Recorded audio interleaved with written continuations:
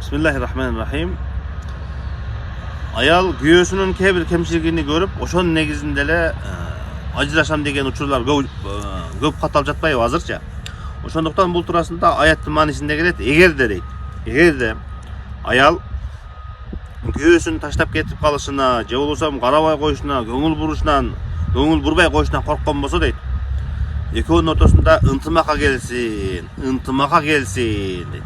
Ынтымакта келишимде жакшылык бар деп аятта ачык айткан келген. Ошондуктан урматтуу эже карындаштар, эгерде күйөөңүздүн кебир кемчилиги же болбосо кандай бир коркунуч болгон болсо, күйөөңүз менен ынтымакка келиң. Ошол сиз ойлоп жаткан же болбосо сиз толук ала албай жаткан кандай бир акыңыз болушу мүмкүн. Сиз толук 100% ала албай жаткан кандай бир укугуңуз болушу мүмкүн. Ошону ынтымакка келишиңиз. Мен ошол үй бүлө үчүн, келечек үчүн, балабыз үчүн, өзүм үчүн, сен үчүн өзүмүн ушул кебирки укуктарыман көз жумамын дегендей.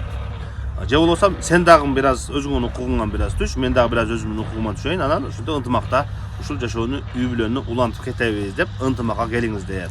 Анан ошол аяттын уландысында вассулху хайр, ошол ынтымакка келүү, жакшылыкка бири-бирине ынанымга келүү, чексиз жакшылык бар деп аятта келген. Урматтуу бир туугандар, ошол жакшылыктын бар экендигини ажырашып эки тарапка кеткенден кийин билгенге караганда, ошол ажырашып кетпестен үй бүлөнү бекем кармап, балдарды бекем кармап, алдыга умтулуп кеткен келечектеги жакшылыктарды көргөндө эстегениңиздер жакшыраак.